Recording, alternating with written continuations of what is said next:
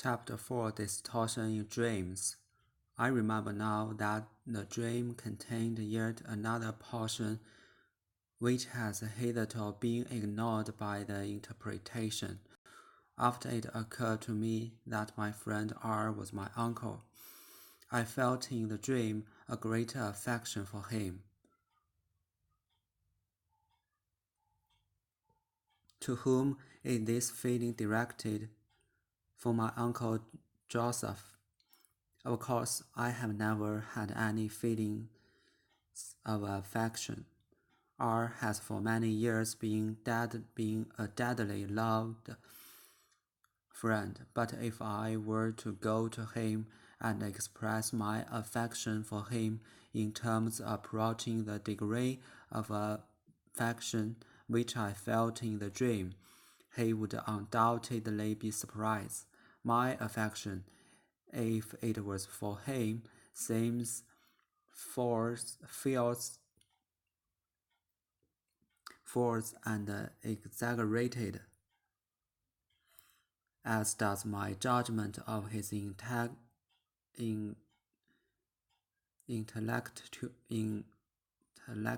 intellectual qualities, which I express by merging his personality in that of my uncle, but exaggerated in the opposite direction.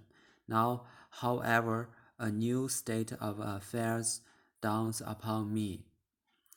I remember now that the dream contained yet another portion which has hitherto been ignored by the interpretation. After it occurred to me that my friend R was my uncle, I felt in the dream a great affection for him. To whom is this feeling directed? For my uncle Joseph. Of course, I have never had any feelings of affection. R has for many years been a dearly loved friend, but if I were to go to him and express my affection for him in terms approaching the degree of affection which I felt in the dream, he would undoubtedly be surprised. My affection, if it was for him, seems fierce and exaggerated, as does my judgment of his intellectual qualities, which I express by merging his personality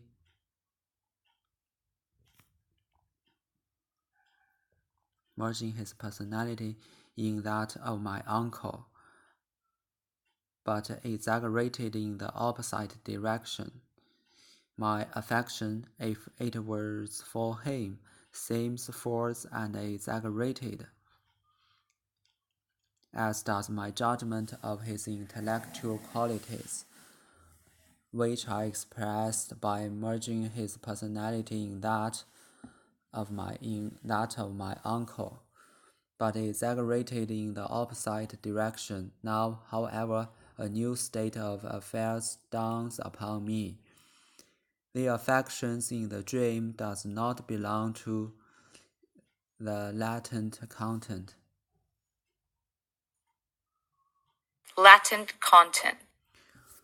To the thoughts behind the dream, stands in opposition to this content. It is calculated to conceal the knowledge conveyed by the interpretation. Probably this is precisely its function. I remember with what reluctance I undertook the interpretation, how long tried to postpone it, and how I declare the dream to be sheer nonsense. I know from my psychoanalytic practice how such a condemnation is to be interpreted. It has no informative value, but merely express an effect. If my little daughter does not like an apple which is offered her, she asserts that the apple is bitter. without even tasting it. If my patient behave thus, I know that we are dealing with an idea which they are trying to repress. The same thing applies to my dream. I do not want to interpret it because there is something in the interpretation to which I object. After the interpretation of the dream is completed, I discover what it was to which I objected. It was the assertion that R is a simpleton. I can refer the affection which I feel for R not to the latent dream thoughts, but rather to this unwillingness of mine. If my dream, as compared with its latent content, latent latent, latent content is disguised at this point and actually misrepresent things by producing their opposites, then the manifest affection in the dream serves the purpose of misrepresentation. In other words, the distortion is here shown to be intentionally. It is a means of disguise. My dream thoughts of R are derogatory, and so that I may not become aware of this, the very opposite of deformation, a tender affection for him, enters into the dream.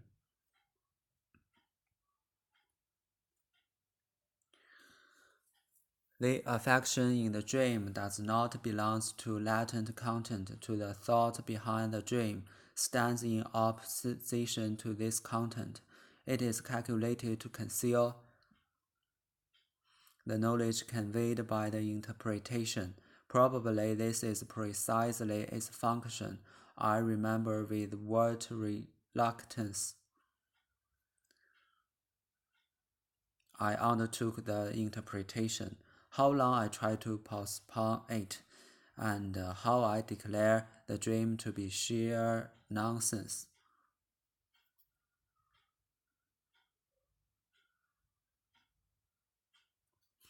I know from my psychoanalytic practice how such a condemnation is to be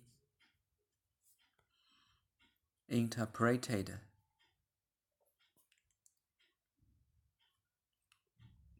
It has no informative value but merely expresses an effect. If my little daughter does not like an apple which is offered her, she asserts that the apple is bitter without even taste it. If my patients behave thus, I know that we are dealing with an idea which they are trying to repress.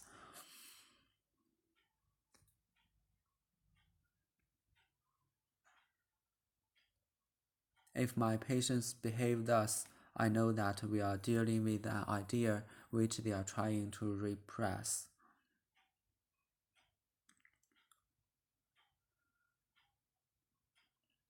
The same thing applies to my dream. I do not want to interpret it because there is something in the interpretation to which I object. After the interpretation of the dream is completed, I discover what it was to which I object. It was the assertion that R is a simpleton. I can refer the affection which I feel for R not to the latent dream thoughts, but rather to this unwillingness of mine. If my dream, as compared with its latent content, if my dream, as compared with its latent content, is disguised at this point, and actually misrepresent things by producing their opposites, then the manifest affections in the dream serves the purpose of the misrepresentation.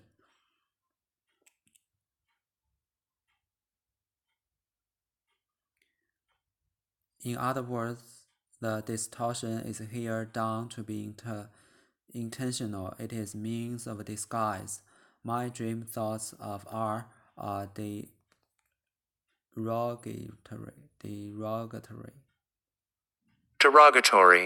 derogatory, and so that I may not become aware of this, the very opposite of defamation, a tender affection for him enters into the dream. This discovery may prove to be generally valid, as the examples in the chapter 3 have demonstrated. There are, of course, dreams which are undisguised wish fulfillments, where a wish fulfillment is unrecognizable and disguised. There must be represent a tendency to defend oneself against to this wish, and in consequence of this defense, the wish is unable to express itself save in a distorted form. I discover this discovery may prove to be generally valid. As the examples in chapter 3 have demonstrated, there are, of course, dreams which are undisguised wish fulfillment. Wherever a wish fulfillment is unrecognizable and disguisable, there must be present a tendency to defend oneself against this wish, and in consequence of this defense, the wish is unable to express itself save in a distorted form.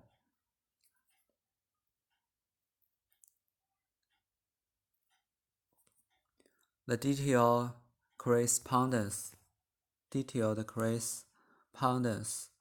the phenomenon of censorship and the phenomenon of dream distortion justifies us in presupposing similar conditions for both.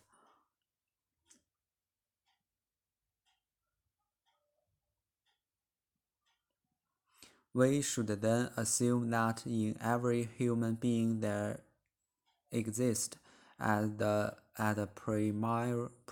primary cause of dream formation two psychic force, tendency or system, one of which forms the wish expressed by the dream, while the other exercises a censorship over this dream wish, thereby enforce on it a distortion.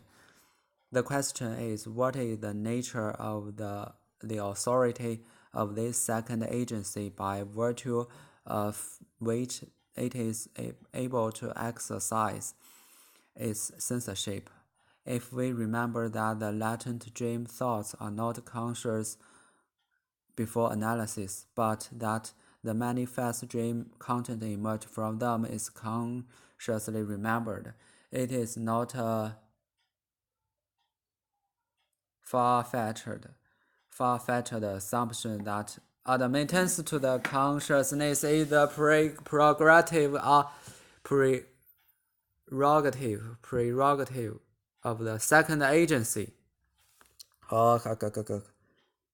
Nothing can reach the consciousness from the first system which has not previously passed the second instance, and the second instance let things pass without exercising its right and forcing such modifications as are pleasing to itself upon the candidates for admission to consciousness. Here we arrive at very defined conceptions of the essence of consciousness. For us, the state of becoming conscious is a special psychic act, different from and independent of the process of becoming fixed or represented. And consciousness appears to us as a sensory organ which perceives a content proceedings from another source. It may be shown that psychopathology simple cannot dispense with these fundamental assumptions.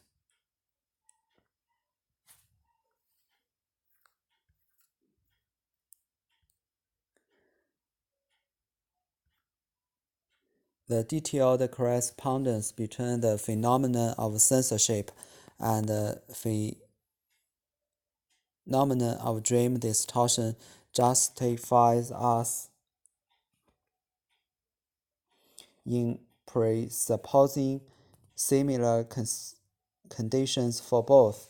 We should then assume that in every human being there exists, as the primary cause of dream formation, two psychic forces, tendencies, or systems, one of which forms the wish expressed by the dream, while the other exercises a censorship over this dream wish, thereby enforcing on it a distortion. The question is, what is the nature of authority of this second agency by virtue of which it is able to exercise its censorship?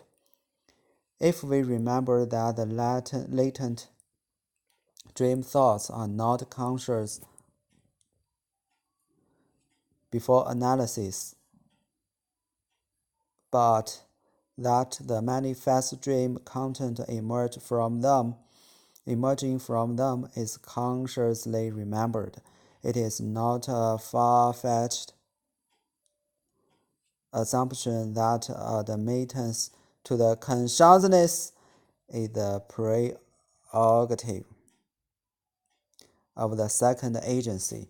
Nothing can reach the consciousness from the first system which has not previously passed the second instance, and the second instance lets nothing pass without exercising its rights and forcing such modification as are pleasing to itself upon the candidates for admission to consciousness. Here we arrive at a very defined conception of the essence of consciousness.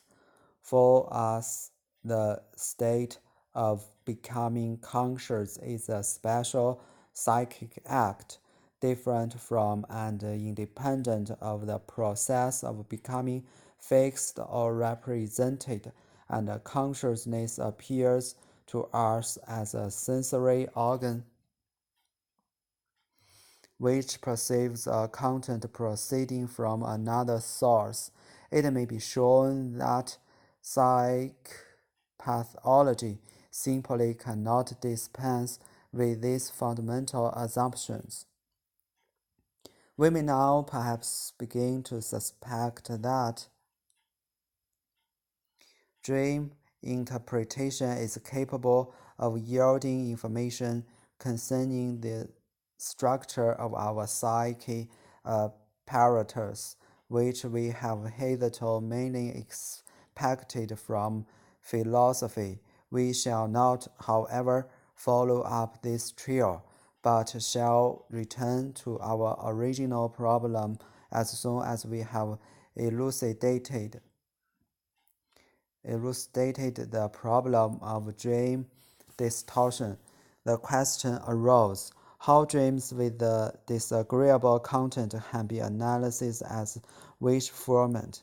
We see now that this is possible where a dream distortion has occurred, when the disagreeable content serves only to disguise the thing wishes for. With regard to our assumptions respecting the two psychic instance, we can now also see that disagreeable dreaming content, as a matter of fact, something which is disagreeable to the second instance, but which at the same time fulfill a wish of the first instance. They are wish dreams in so far as every dream emanates from the first instance, while the second instance behaves toward the dreams only in a defensive, not in a constructive manner. Where to limit ourselves to a consideration of what the second instance contributes to the dreams, we should never understand the dream and all the problems which the writer on the subject have discovered in the dream would have to remain unsolved. We may now perhaps begin in suspect that dream interpretation is capable of yielding information concerning the structure of our psychic apparatus,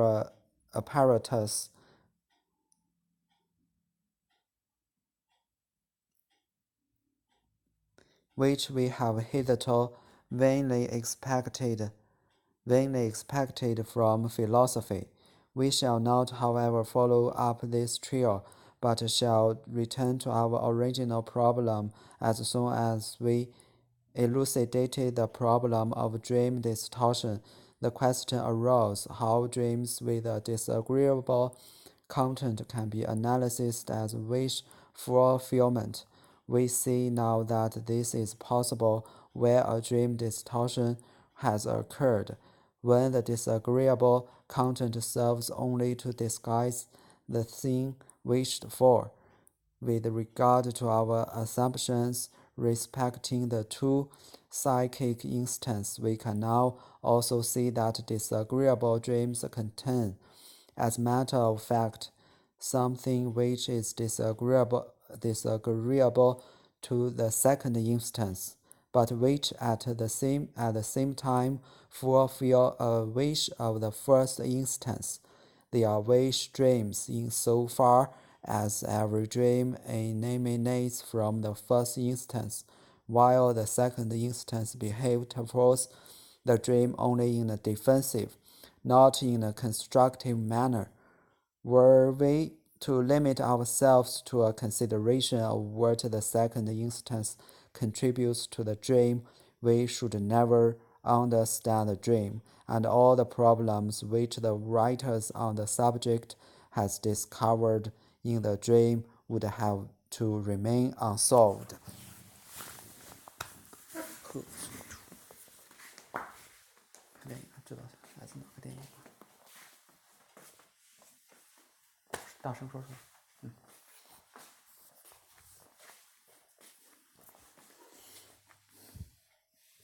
To whom is the great affection the author's dream direct?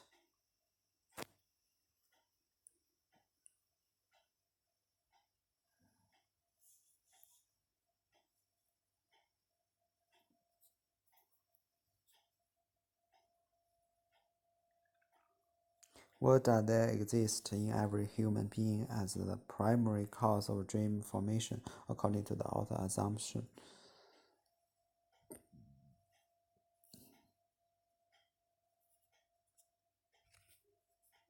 Which is not true in the following viewpoint, according to the text. Dreams with a disagreeable content can be analyzed as a wish fulfillment. The disagreeable content serves only to disguise things wished for where dream distortion has occurred. We should only consider what the second instance contributes to the dream when understand the dream.